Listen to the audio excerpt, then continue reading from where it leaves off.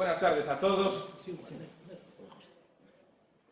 En primer lugar, voy a dar las gracias a la directiva de este Sporting Club Casino de La Coruña, que, como siempre, tan generosamente se ha brindado a ofrecernos este local, sin el cual sería imposible hacer este tipo de actos. En segundo lugar, dar las gracias también a SND Editores, que es la editorial que ha publicado el libro de nuestro amigo Jorge García Contel, que hoy va a presentar, Cartas Boca Arriba, y a su director, Álvaro Ferreiro. En tercer lugar, gracias a la Asociación Nacional Cultural e Histórica de Víctimas del Frente Popular y a la Fundación Nacional Francisco Franco, cuyo delegado provincial, nuestro querido camarada y amigo Karim Fernández Barallobre, está aquí como siempre entre nosotros, a pesar de su salud inasequible de desaliento. Nada extraño porque siempre ha sido así, pero bueno, se le da las gracias por ello, ¿no? Y, bueno, en cuarto lugar, dar las gracias al público asistente también por este día tan poco afortunado por el tiempo, por el frío que hace, estar aquí a pesar de todo a esta hora.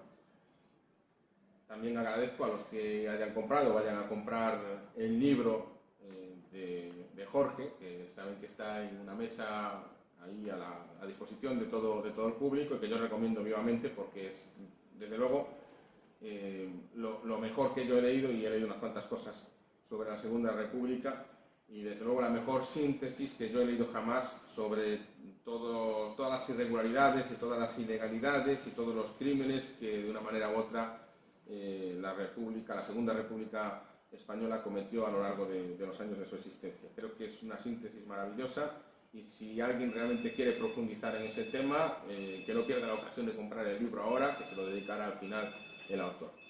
Y bueno, ya por último, lógicamente, quiero dar las gracias al autor del libro, a Jorge García Contel, que me une a él una amistad, pues, que por desgracia, por la distancia, porque él es de Valencia y yo de La Coruña, no nos permite vernos con mucha frecuencia, ¿no?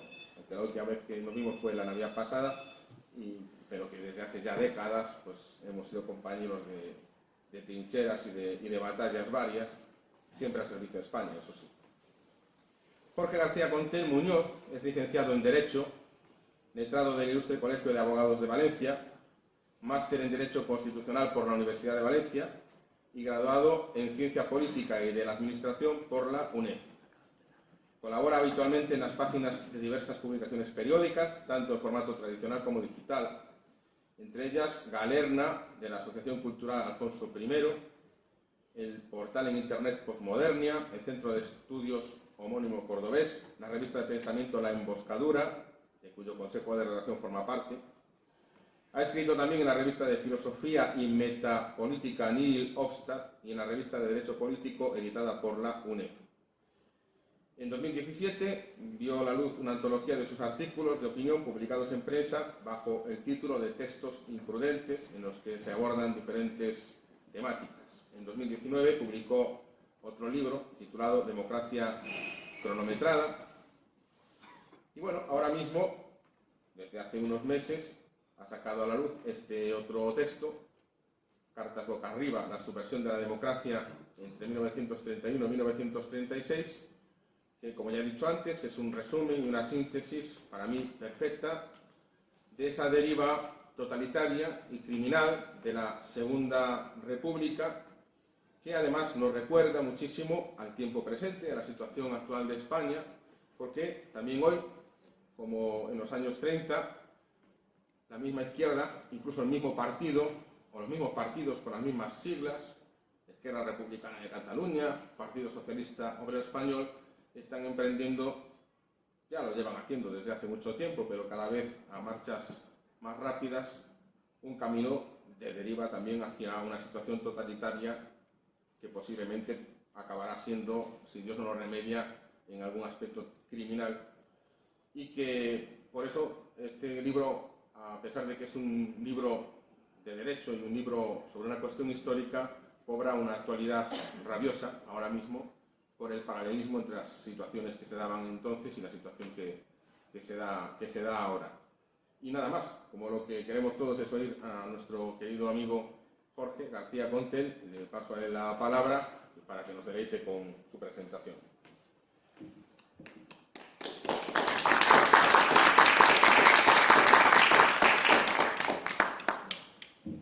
Ahora sí. Bueno, pues muchas gracias, José María. Evidentemente me corresponde a mí ahora el turno de corresponder los agradecimientos, en primer lugar a ti, por lo mucho y por lo muy injustamente que me has alabado. Creo que has forzado la nota, pero en fin, la cena la pago yo.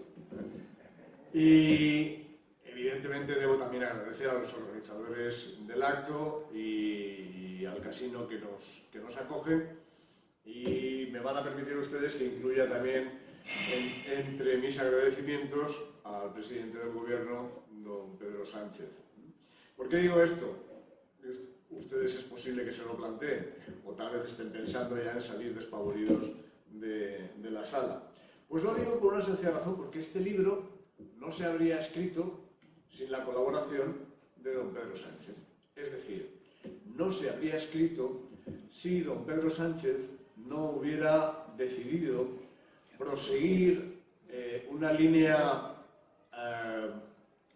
yo diría, neurasténica del presidente Zapatero a comienzos de este siglo. Él promulgó la ley de memoria histórica y don Pedro Sánchez ha decidido pues enmendar la plana, corregir y aumentar el grado de sectarismo con la ley de memoria democrática actualmente vigente. Si él no hubiera decidido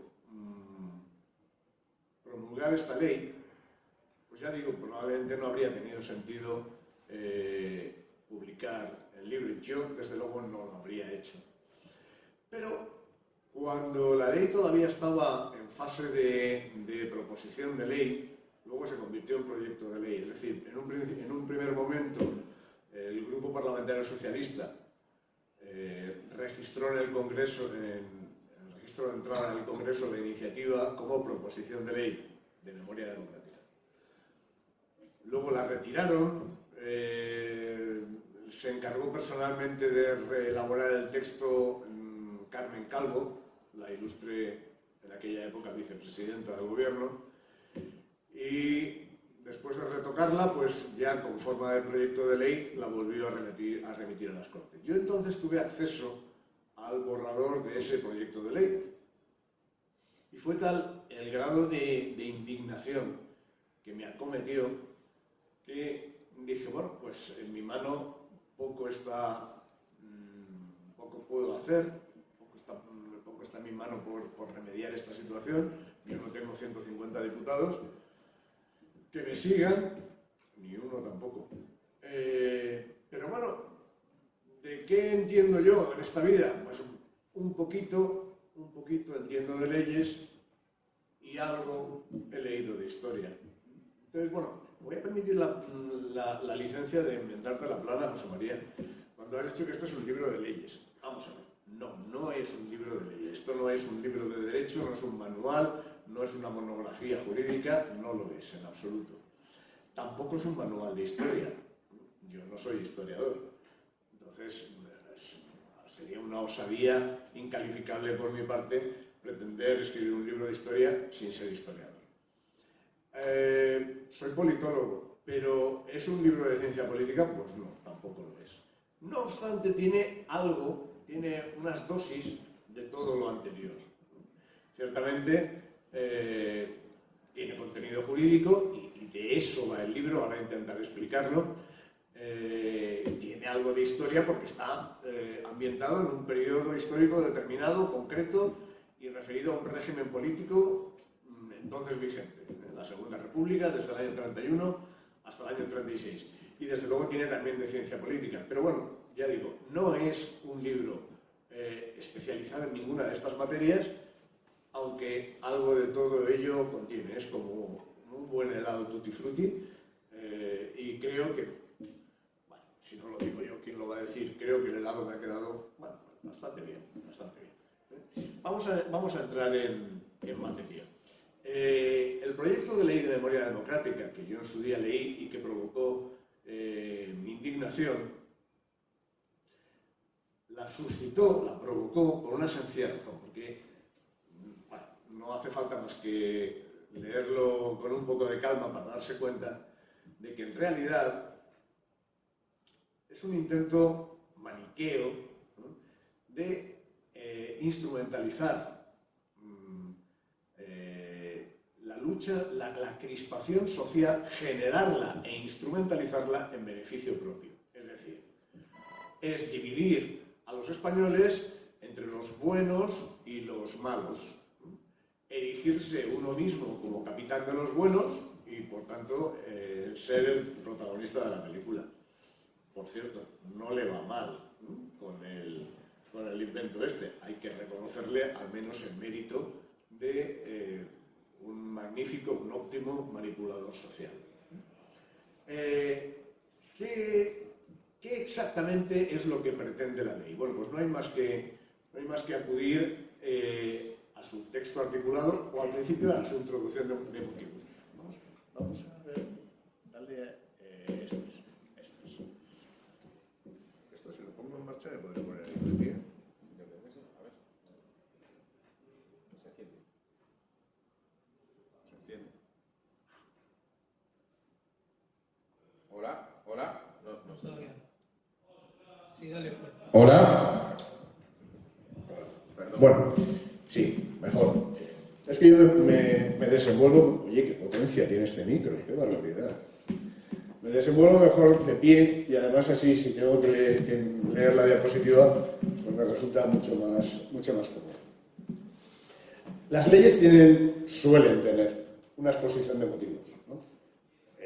Para los que no estén familiarizados con esta literatura tan desagradable, la exposición de motivos viene a ser algo parecido, algo semejante en una ley a lo que es el prólogo en un libro, o lo que es la presentación en una conferencia, donde se dan las razones principales, los motivos que el legislador ha considerado oportuno convertir en un texto legal de obligado cumplimiento, ¿no? Bien, el caso es que la exposición de motivos de esta Ley de Memoria Democrática, actualmente en vigor, hace referencia a las políticas de la Ley de Memoria Histórica promulgada en época del presidente Zapatero. Y en esa frase que yo he resaltado ahí, y he entrecomillado, hay dos palabras que a mí me llaman mucho la atención, que son memoria e historia. Si uno lee la frase, se tiene la impresión de que memoria e historia actúan como sinónimos, cuando en realidad no lo son. Dale otra más. En realidad, los autores de la ley y los grandes manipuladores sociales de nuestro tiempo contemporáneo hacen una equivalencia entre memoria y relato. El relato es un término que está muy en boga. Bueno, hay que cambiar el relato. En realidad, nuestros adversarios tienen un relato. Relato y memoria tienen un componente subjetivo. La memoria es lo que uno recuerda o cree recordar del tiempo pasado. El relato es simplemente la manera en que explica o en que tergiversa los hechos al narrarlos. Y el relato se identifica, a su vez, con lo que en esta época líquida, ¿no?, de la posmodernidad llamamos la posverdad. Es decir, no importa tanto qué ocurrió o qué ha ocurrido o qué está ocurriendo en un momento determinado, no importa tanto eso, como la idea que seamos capaces de transmitir a los demás sobre lo que ha ocurrido. Ese es el relato, que no es más que una elaboración propagandística de la memoria. Decía que memoria e historia no son equivalentes, y no lo son en absoluto, porque la historia es la sucesión de los hechos pretéritos que alguien posteriormente narra basándose en documentos. La memoria, ya digo, es lo que uno cree recordar, y muchas veces lo que ocurre con la memoria es que va mutando con el tiempo. Todos tendemos con el paso del tiempo a eliminar determinados recuerdos desagradables o matices, y vamos edulcorando nuestra propia memoria, que no es la historia vivida. Dale otra, por favor. Aquí es cuando la exposición de motivos de la Ley de Memoria Democrática ya entra directamente en lo que se podría decir desfachatez.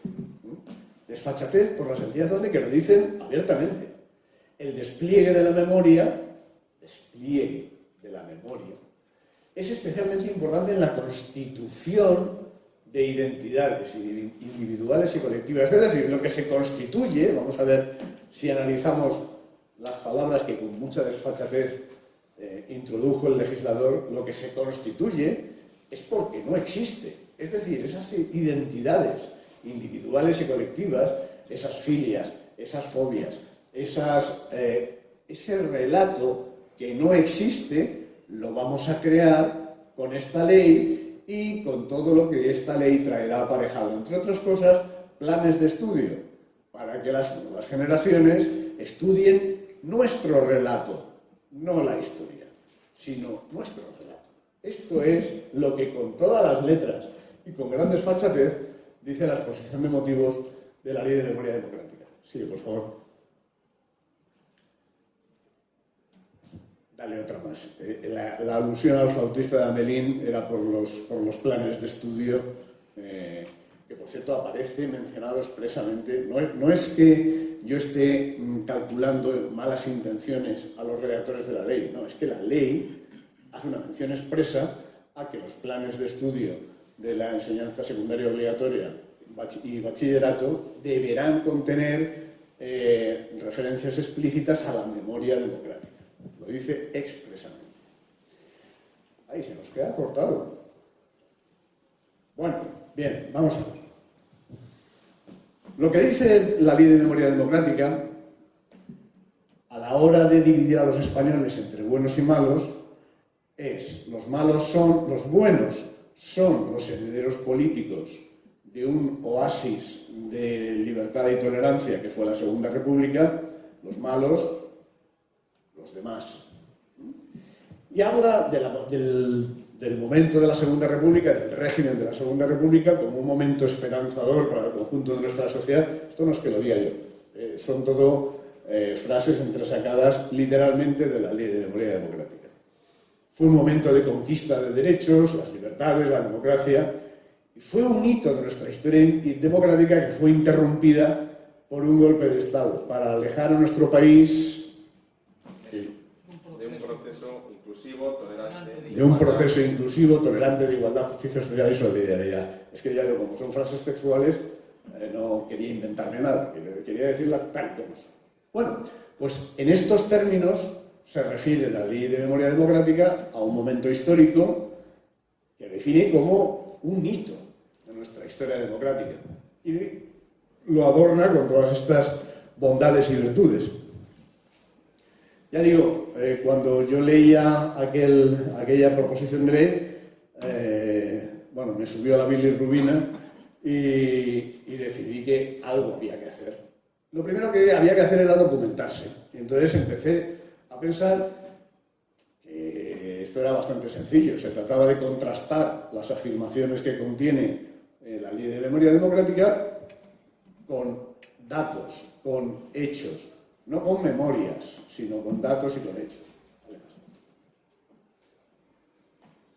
A mí, en principio, me chocaba que si la Segunda República, que acabó a raíz de la sublevación militar del 18 de julio de 1936, Y la Segunda República fue militarmente apoyada por una potencia en concreto, por la Unión Soviética.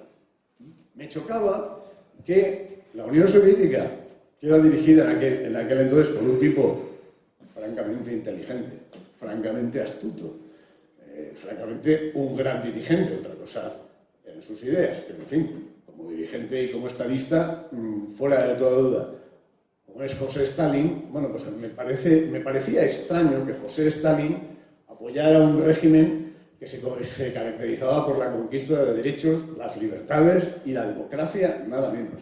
Me parecía en principio chocante, el otro más.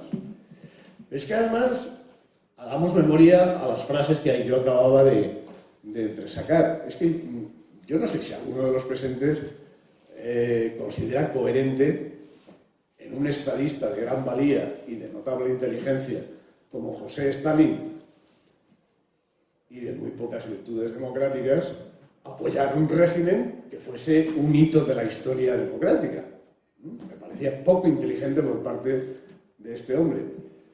Y desde luego que aquello fomentara un proceso inclusivo, tolerante, de igualdad, justicia social y solidaridad, me parecía rigurosamente absurdo.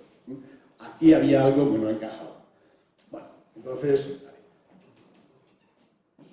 me planteé esta duda, esta incógnita, y la mejor manera era pues, ir a los datos. Bien, el libro que yo aquí intento presentar contiene datos, si alguno lo ha leído, pues puede dar fe, que contiene datos, enormidad de datos.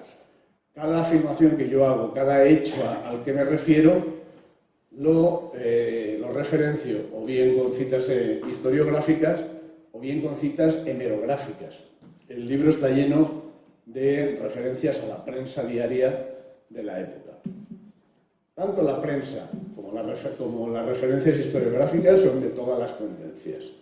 Yo, a diferencia de otros historiadores marcadamente progresistas, yo no busco solamente gente de un solo color. Soy tan tolerante, soy tan liberal, que las referencias que ustedes pueden encontrar en el libro son multicolores, en el sentido ideológico de la palabra. Entonces, dale, por favor.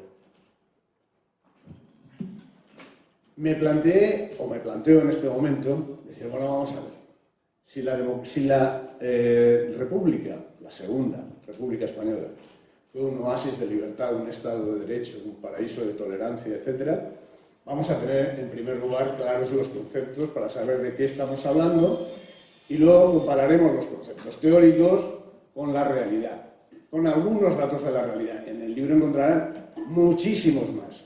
Aquí, evidentemente, bueno, solamente vamos a entresacar unos poquitos a título de ejemplo, ¿no? Cuando hablamos de un Estado de Derecho, nos estamos refiriendo a una organización política en la que todo el mundo, antiguamente se decía, del rey abajo. Bueno, pues eso, todo el mundo, desde los poderes públicos hasta los ciudadanos privados, particulares, todos estamos sometidos a la ley. Y a la misma ley. Una ley para todos. Esto es importante, porque históricamente no siempre ha sido así. Actualmente, un Estado de Derecho se entiende así. Una misma ley se aplica por igual a todos y se aplica de forma independiente. Es decir, no la aplican los mismos que la promulgan, sino jueces y tribunales que actúan con independencia del poder político. Esto es la teoría, ¿no? Esto es el principio de legalidad, de primacía de la ley, de igualdad y de separación de poderes. Entonces, ¿la República verdaderamente fue esto? Pues vamos a ver algunos datos que nos confirmen o nos desmientan esta condición de la República como paraíso de democracia, de libertades, de tolerancia. En primer lugar, vamos a la fecha de su proclamación, o un poquitín antes. Si hacemos memoria, sabemos que en 1930 estaba concluyendo la dicta blanda del general Berenguer,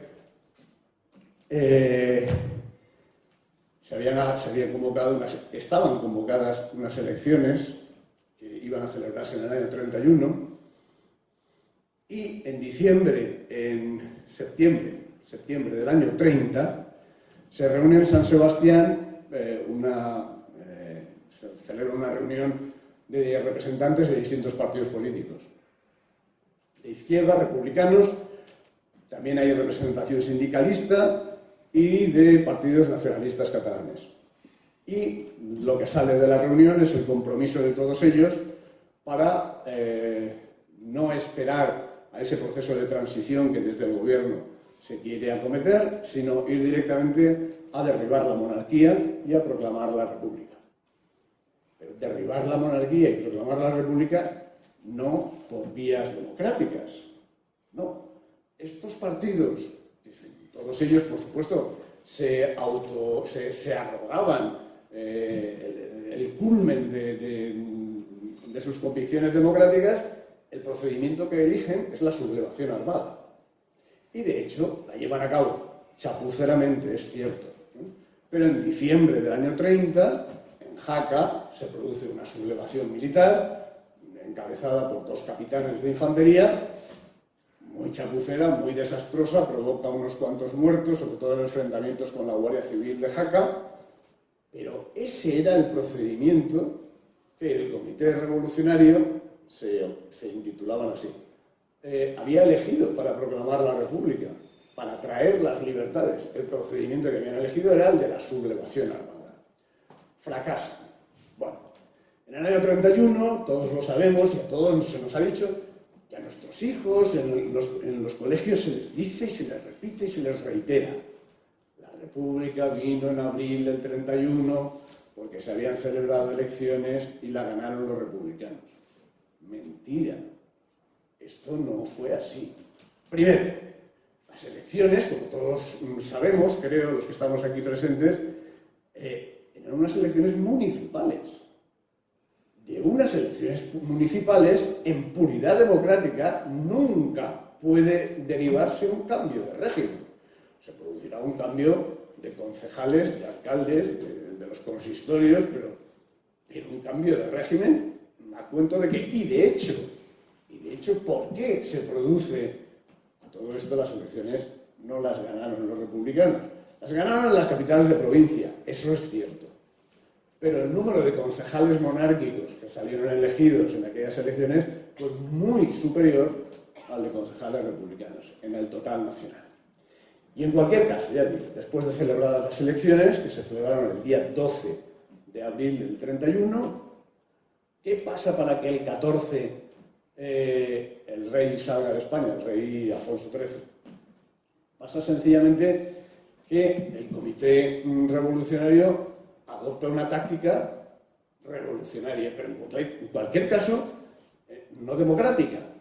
Vamos, yo entiendo que no es democrático lanzar las masas a la calle. Bueno, todos tenemos en la retina imágenes de documentales de aquella fecha, ¿no? Con estas fotos de Madrid, que son las imágenes más célebres de las masas en la calle, y sabemos que el presidente del Comité Revolucionario, Niceto Alcalá Zamora, con el tiempo acabaría siendo presidente de la República, dirige un ultimátum al rey de España. Se lo hace llegar a través del conde de Romanones y le dice que tiene exactamente 12 horas para abandonar España. Y si no, no responde de la seguridad, de la integridad física del rey y de su familia. Yo no sé a ustedes, a mí muy democrático no me parece el procedimiento.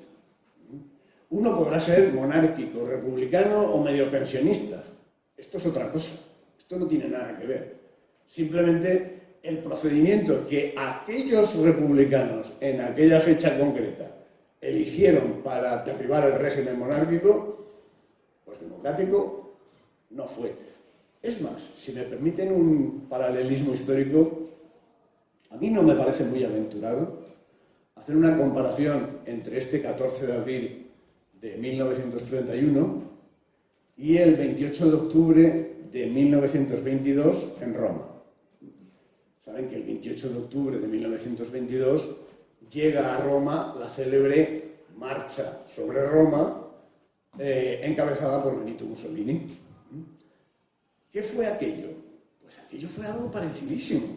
Fue llenar Roma de milicias fascistas, intimidar al rey y, bueno, pues obligarle a nombrar presidente del gobierno a Benito Mussolini. Con una diferencia, el paralelismo tiene una diferencia, es que Mussolini jamás presumió de demócrata. Esto, lo curioso, es que quienes utilizan ese mismo procedimiento sí que presumen de demócratas, se presentan como defensores de las libertades y 90 años después seguimos instalados en ese relato, no en esta historia. Seguimos instalados en el relato de que aquello era democracia y aquello era libertad. Dale más. Y la República empieza a rodar y en los primeros meses la Constitución todavía no está ni aprobada, está elaborándose en el Parlamento, en las Cortes, y al mismo tiempo que esta Constitución se va elaborando, lo que hace el Gobierno es impulsar la Ley de Orden Público. Perdón, la Ley de Defensa de la República. La Ley de Defensa de la República. Ley de Defensa de la República era curiosa, de verdad. Era muy curiosa. Yo cuando la estuve leyendo, decía, pero vamos a ver, pero de verdad, ¿alguien piensa que esto puede pasar por un texto democrático? Imagínense ustedes, una ley, muy sucintamente, se la resumo. En España existe libertad de expresión, libertad de manifestación, libertad de reunión, libertad de prensa, libertad sindical. Pero todas esas libertades las pondrá a suspender el gobierno cuando le dé la gana. Sin más. Esto era la Ley de Defensa de la República. Con una circunstancia añadida. Antes decíamos que un Estado de Derecho se caracteriza porque la ley se aplica por igual a todos y es aplicada por tribunales independientes. Bueno, la Ley de Defensa de la República tenía una originalidad, hay que descubrirse. Eran imaginativos. Los republicanos del año 31 eran imaginativos. La Ley de Defensa de la República incluía expresamente la inatacabilidad de las disposiciones del gobierno. Es decir, cuando el gobierno, vía el gobernador civil de la provincia que fuere, decidiera que una manifestación no se podía celebrar, que un periódico había que secuestrarlo, o había que censurar una columna de opinión en una publicación, o un mitin en un cine que alguien había previsto, había que prohibirlo, o una huelga que la CNT o que la UGT tuvieran pensado declarar, era ilegal y había que mandar a la Guardia de Asalto a aporrear obreros. Bien, pues cuando todo esto ocurría, la Ley de Defensa de la República preveía expresamente que no se podría acudir a los tribunales en defensa del derecho presuntamente vulnerado, el de libertad de reunión, de expresión, de manifestación, el que fuere. No cabía recurrir a los tribunales. Era una cosa muy curiosa. En la Ley de Orden Público simplemente fue el mismo perro pero con distinto collar. En el año 33 se le cambió, hubo un cambio legislativo, se suprimieron algunas cositas y nada más, sustancialmente continuó siendo lo mismo. Y curiosamente, cuando ya la Constitución, el borrador de la Constitución estaba preparado para someterse a la votación final en el Congreso de los Diputados, la víspera, Manuel Azaña, a la sazón presidente del gobierno provisional de la República, lo que hizo fue añadir una cláusula en la Constitución que validaba la Ley de Defensa de la República. Esto técnicamente, para no entrar en cosas muy técnicas, bueno, vamos a simplificarlo. Esto era lo que llamamos una contradicción en los términos. Lo que no puede ser es que la Constitución proclame unos derechos y unas libertades y al mismo tiempo valide una ley que suspende esas libertades dejándolas al arbitrio del gobierno. Esto es hacerse trampas en el solitario. Bueno, esto era la Constitución de 1931. Dale. ¿Qué vamos a hablar? De la persecución religiosa, que a estas alturas no se haya dicho ya, pues realmente es difícil. Realmente es difícil añadir algo nuevo. Lo que sí es cierto es que desde el principio el régimen de la Segunda República mostró una especial fijación con la Iglesia Católica, que por aquellas fechas pues era la religión de la inmensa mayoría de los españoles y prácticamente la única religión con implantación en España. Los republicanos de aquella época, especialmente los republicanos que en aquella época se llamaban republicanos burgueses, es decir, los correligionarios de Manuel Azaña, lo que hoy llamaríamos liberales de izquierda, más o menos, partían de un presupuesto, para ellos era un axioma indiscutible, y es que la República, como régimen, pertenecía solo a los republicanos de izquierda, nada más. Y, por supuesto, quedaban excluidos de esa concepción no solamente los conservadores, no solamente los monárquicos, sino también corporativamente los católicos. Aunque, curiosamente, ya digo, quien llegó a ser presidente de la República, don Niceto Alcalá Zamora, se tenía y se manifestaba públicamente como católico practicante. En fin, cada uno tiene sus contradicciones en esta vida. Pero lo bien cierto es que el régimen, desde el momento de su proclamación, manifestó una especial inquina, no solamente disolviendo la Compañía de Jesús, no solamente prohibiendo que las órdenes religiosas se dedicaran a la enseñanza, prohibiendo que las órdenes religiosas tuvieran actividades lucrativas de cualquier género, lo cual era algo parecido a quererlas sitiar por hambre. No sé.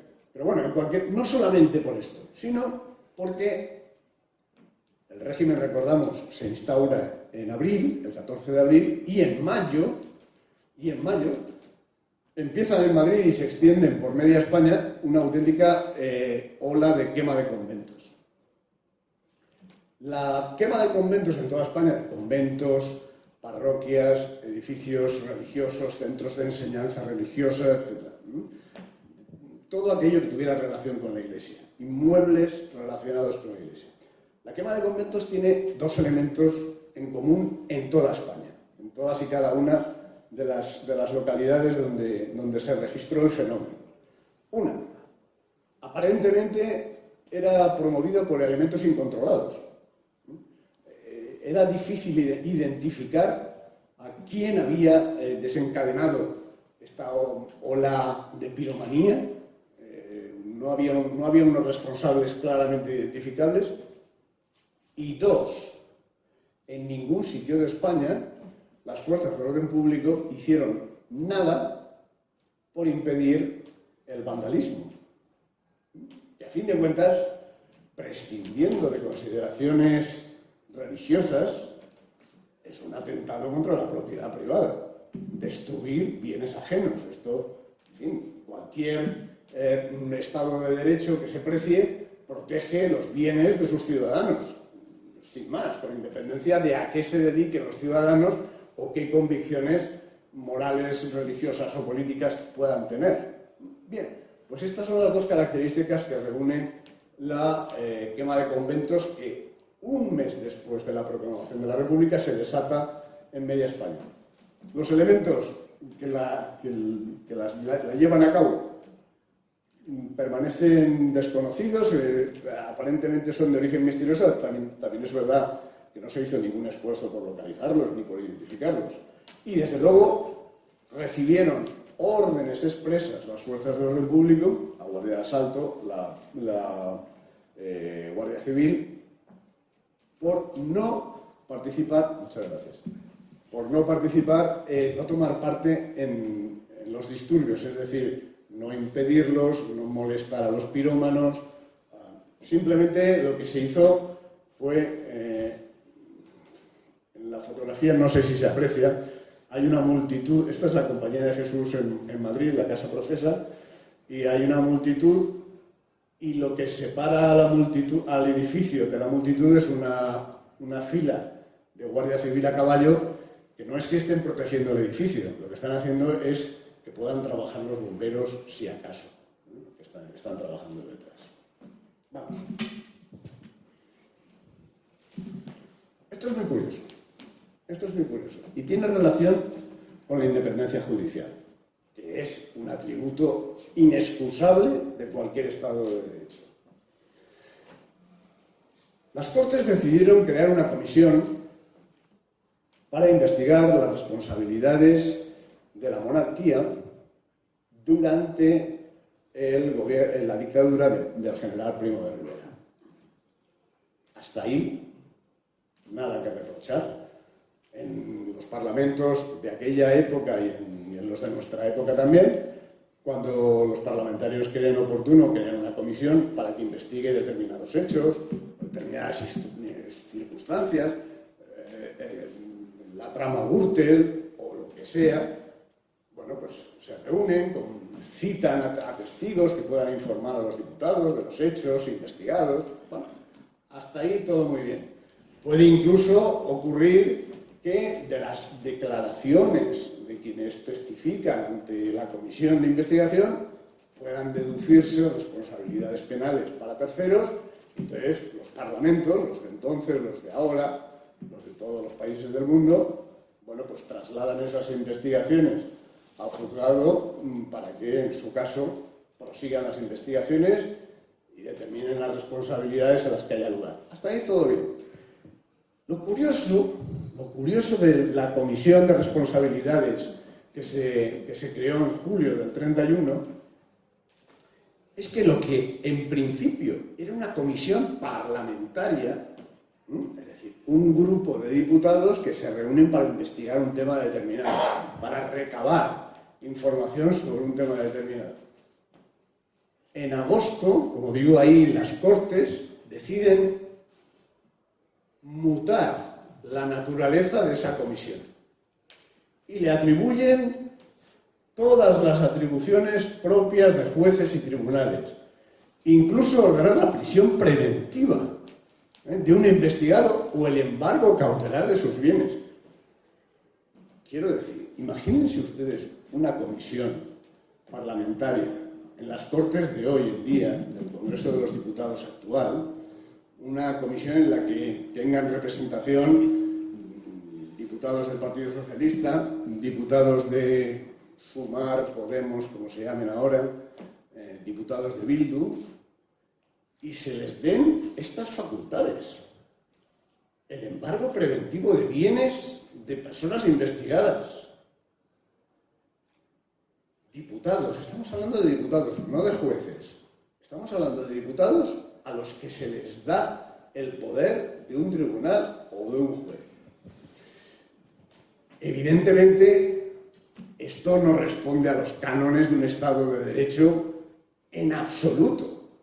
Esto es una confusión de poderes, esto es que el legislativo invade las atribuciones y las funciones del Poder Judicial por las bravas.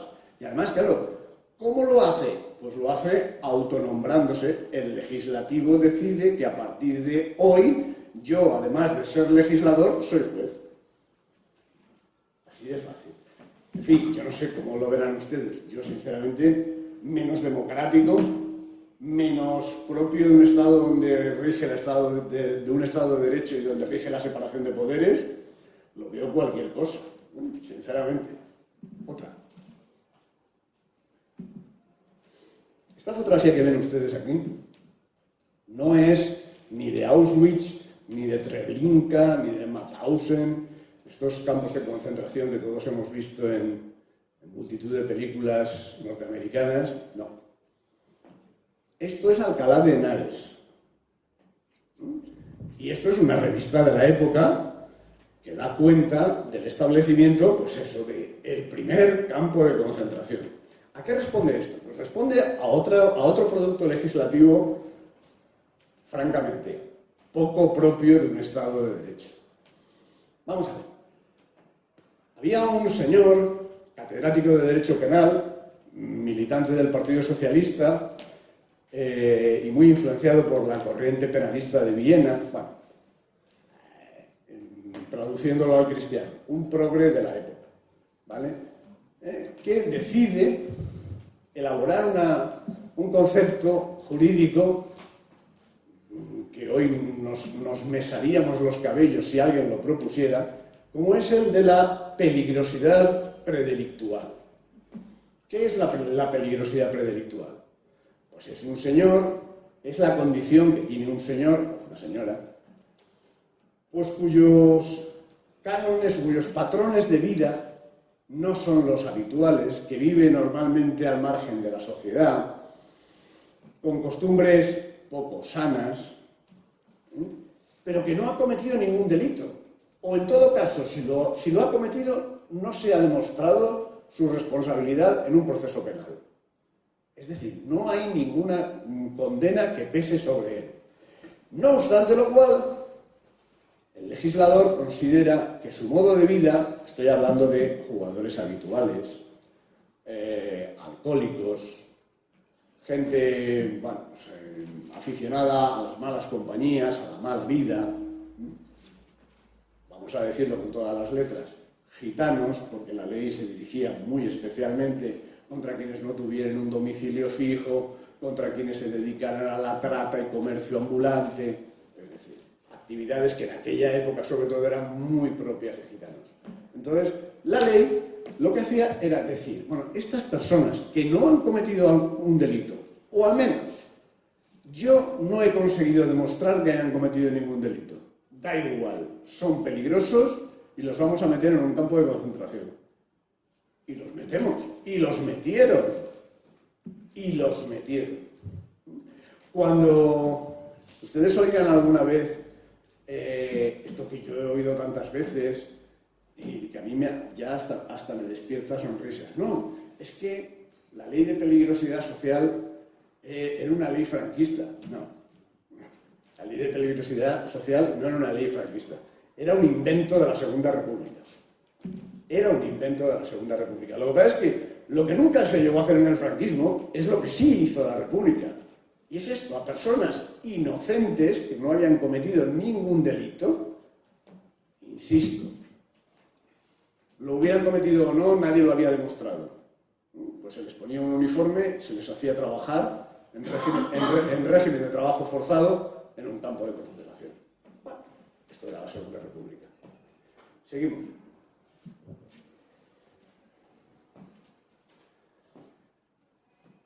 En el año 34, mejor dicho, en el año 33 se celebran elecciones parlamentarias, donde las ganan los partidos conservadores, hoy diríamos del centro-derecha. Las gana la CEDA y detrás de la CEDA, como aliado, el Partido Radical de Alejandro Lerroux. La izquierda, en aquel momento, y cuando hablo de la izquierda, la fuerza hegemónica, abrumadoramente hegemónica del momento era el Partido Socialista. Existía efectivamente el Partido Comunista, que tenía una representación parlamentaria ínfima. Estamos hablando del año 33. Pero, en fin, cuando hablamos de la izquierda, hablamos básicamente del Partido Socialista y de su central sindical, la UGT, y también en paralelo de la CNT, aunque su actividad no era estrictamente política. Bien, pues la izquierda manifestó clarísimamente que no iban a aceptar, bajo ningún concepto, que gobernase la CEDA. Yo no sé a ustedes lo que les parecerá esto, pero a mí no me parece muy democrático que quien ha perdido las elecciones diga que no va a aceptar bajo ningún concepto que gobierne quien las ha ganado. En fin, precisamente se supone que las elecciones son para que forme gobierno quien las gane. Bueno, pues no, ellos dicen que no están de acuerdo. Al final, el presidente de la República, Vicente Alcalá Zamora, lo que consigue es llegar a un acuerdo para que las aguas no se salgan de madre y decide que el gobierno no esté formado principalmente por quien ha ganado las elecciones, la CEDA, dirigida por Gil Robles, sino principalmente por el Partido Radical de Alejandro Lerroux. Y reciba el apoyo parlamentario, eso sí, de la CEDA. Bueno, esto en el año 33, finales del 33. Creo que en noviembre del 33, si no me engaña la memoria en este momento. Bien, se suceden varios gobiernos del Partido Radical apoyados en el Parlamento por la CEDA, hasta que el 1 de octubre del 34 la CEDA simplemente,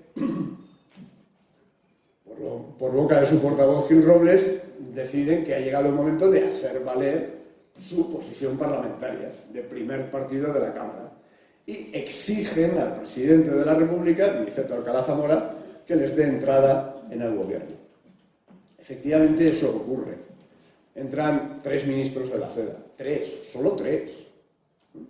Bien, la reacción inmediatamente ese mismo mes de octubre es la huelga general revolucionaria, que acaba fracasando en toda España.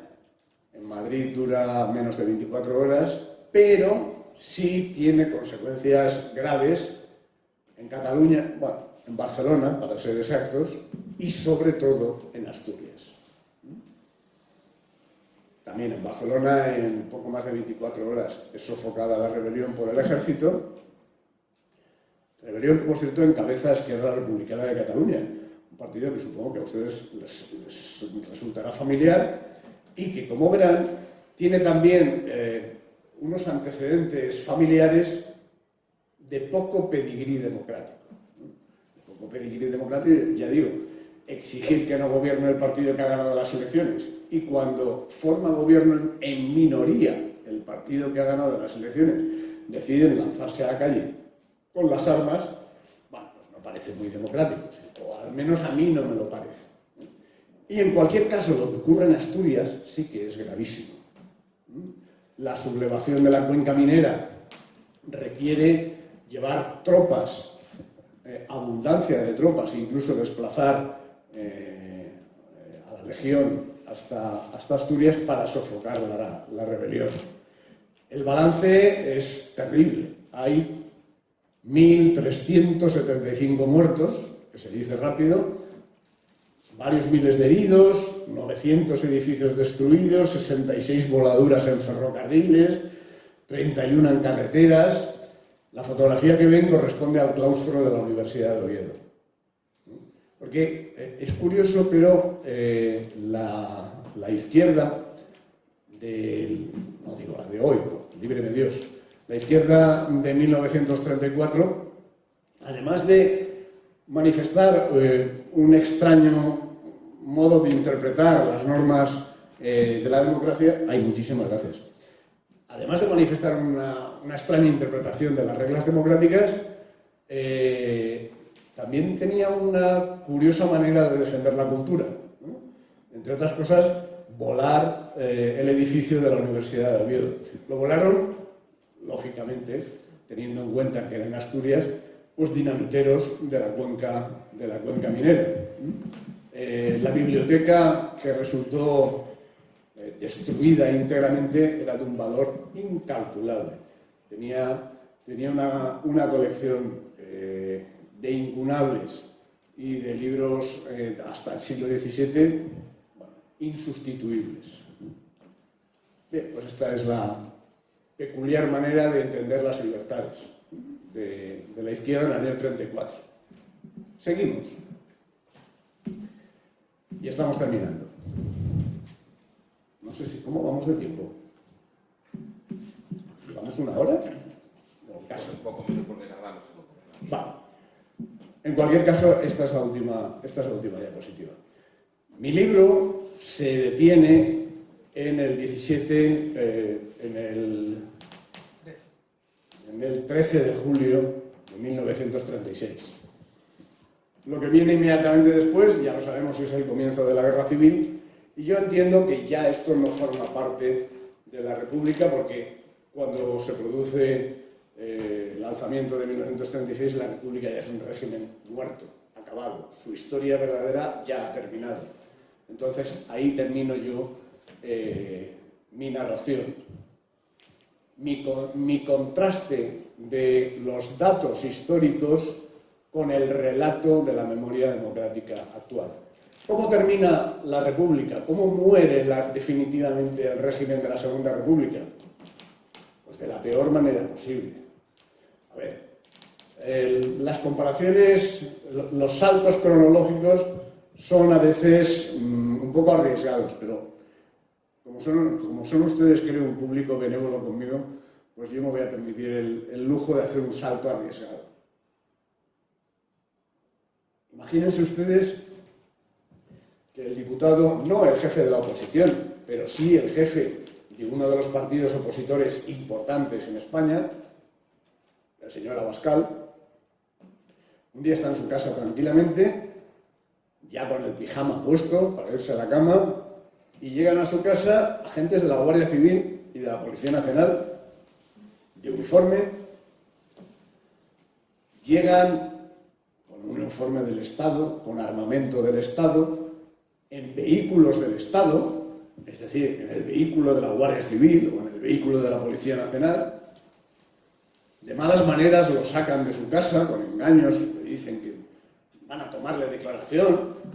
No pueden entrar en su casa, es un diputado. Es que los diputados, los de ahora y los de entonces también, gozan y gozaban de inmunidad parlamentaria. No podía legalmente la policía, la Guardia Civil de 1936, no podía legalmente entrar en casa de un diputado, y mucho menos sacarlo de su casa y obligarlo a montar en el vehículo y decirle que se lo llevan a tomar declaración. ¿Pero tomar declaración? Solamente un juez, previa autorización del suplicatorio por parte del Parlamento, podría hacer eso, obligarle a prestar declaración.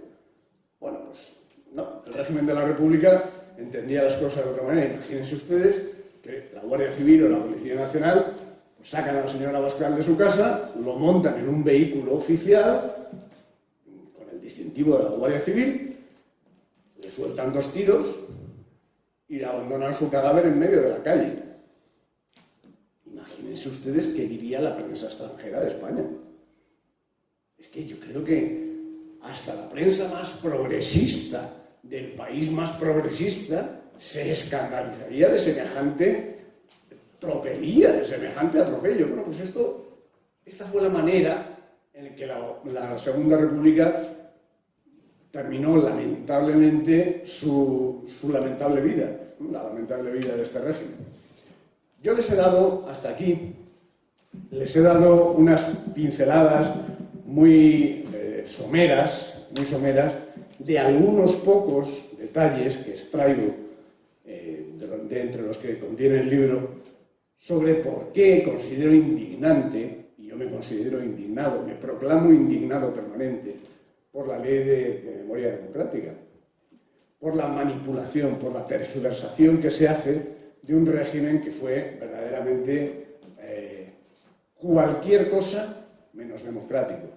Es decir, dicho de otra manera, todos y cada uno de los derechos y libertades que enunciaba, proclamaba y decía defender, todos y cada uno fueron sistemáticamente vulnerados, desde casi el principio de su proclamación hasta su trágico y desgraciado final.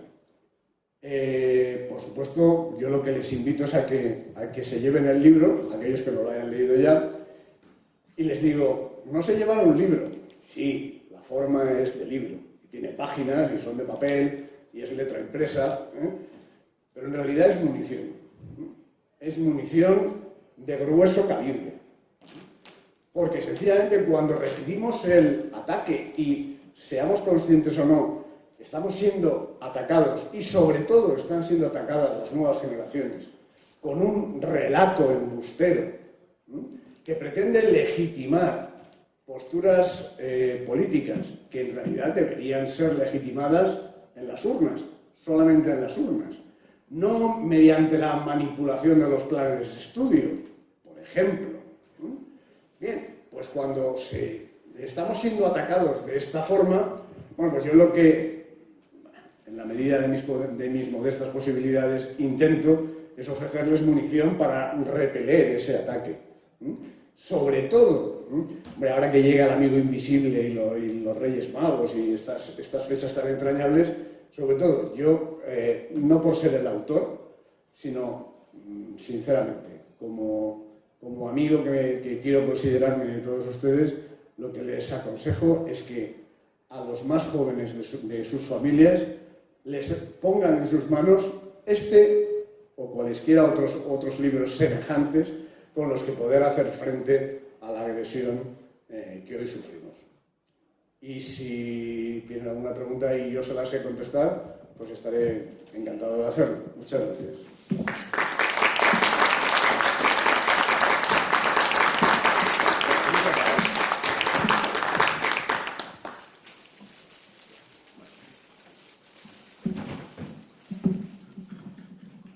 Lo he dejado clarísimo.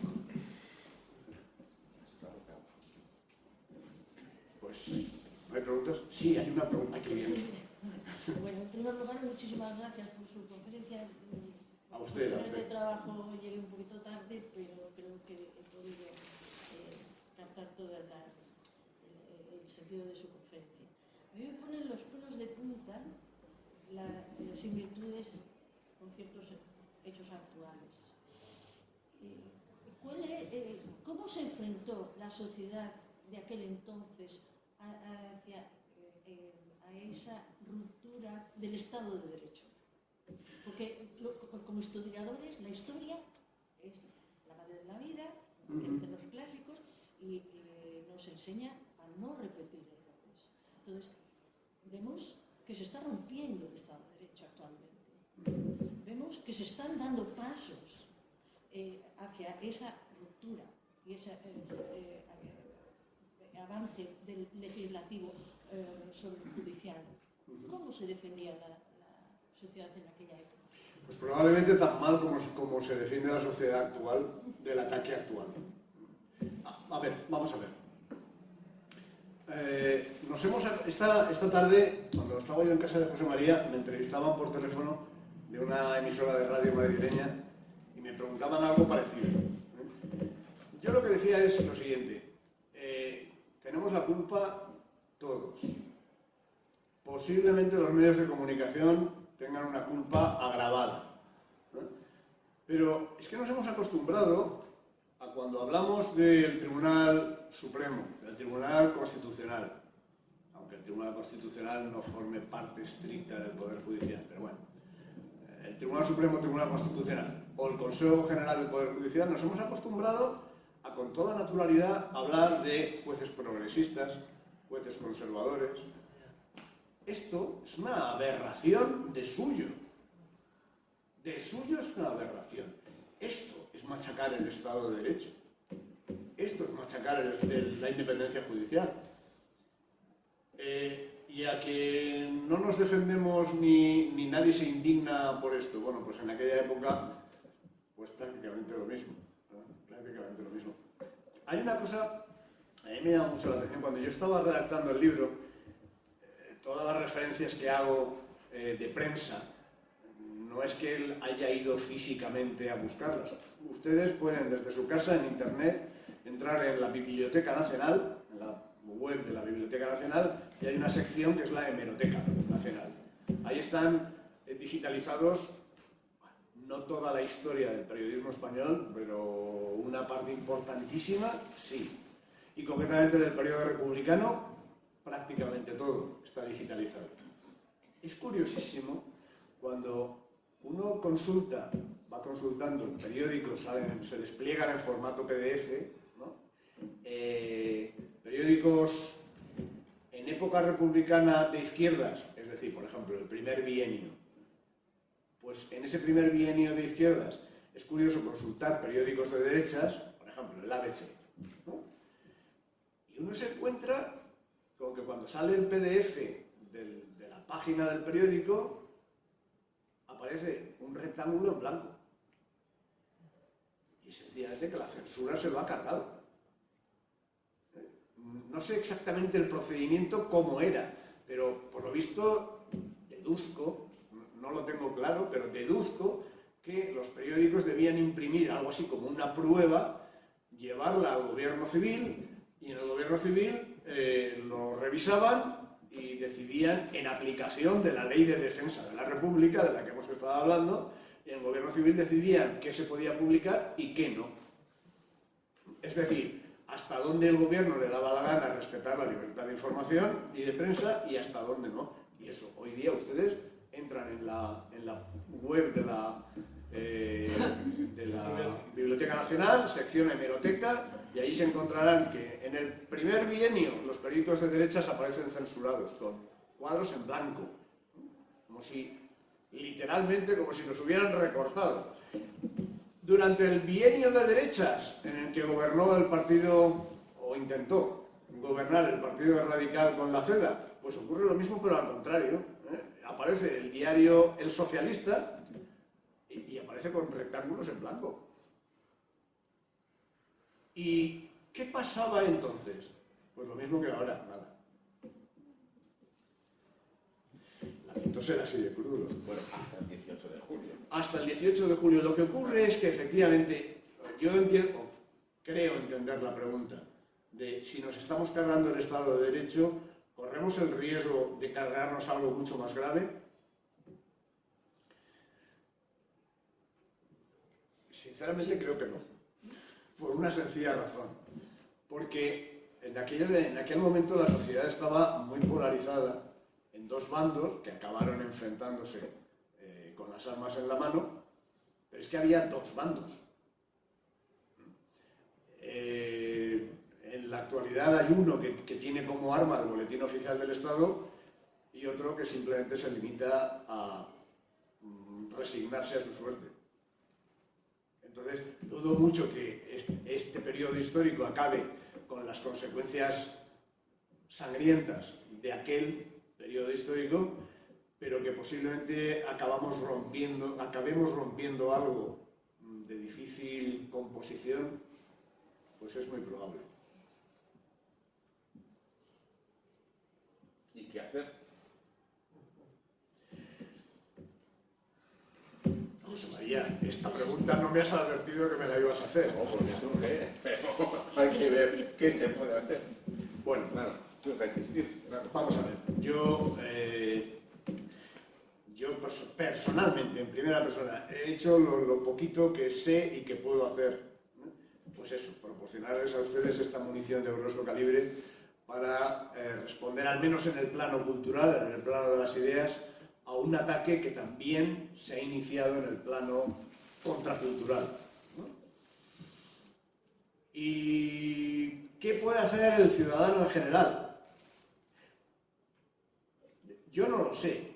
No soy político, libre del cielo, no tengo ninguna intención de serlo, y no sé, no me atrevo a dar un consejo de orden estrictamente político. Ahora, lo que sí creo es que en política y en cualquier ámbito de la vida, para tomar decisiones adecuadas, hace falta estar bien fundamentado y tener claras cuáles son las causas y cuáles son las consecuencias de todo, de cualquier cosa.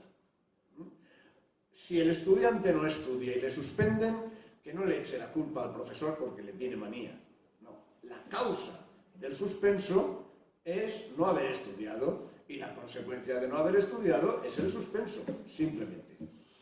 Mañana celebramos una fiesta civil muy solemne.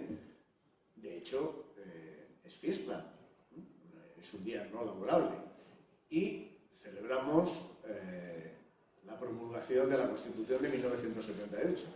Constitución que es muchísimo más democrática en términos estrictamente liberales que la de 1931, sin duda alguna, pero que contiene el germen del principal problema que sufre España en este momento, que es el territorial. Entonces, ¿qué podemos hacer? No lo sé. Lo que no considero que sea prudente es lamentar que el señor Otegi exija que se proclame la plurinacionalidad de España, y al mismo tiempo celebremos la Constitución, que en su artículo 2 dice que España está compuesta de nacionalidades y regiones. Esto es lo que considero poco prudente y desde luego incongruente. ¿Qué hacer en el plano político? La verdad, no sé qué decirles. No me considero ni siquiera autorizado para dar consejos en materia política. Pero ya digo, tener claras las causas y las consecuencias de las cosas me parece principio prudentísimo. Bueno, en nombre de la delegación de la Fundación Franco y de la Asociación de Víctimas del Frente Popular, agradecerte profundamente la presencia esta tarde aquí desde tu Valencia natal y dejarte como recuerdo este pequeño estandarte que es el escudo de nuestro querido caudillo Francisco Franco, de su casa, para que lo tengas en tu casa. Lo recibo Y con yo muchísimo agradecimiento. les animo ahora, pues Jorge les firmará el libro si ustedes lo quieren adquirir. Aquí. Muchas gracias a todos y buenas noches. Buenas noches.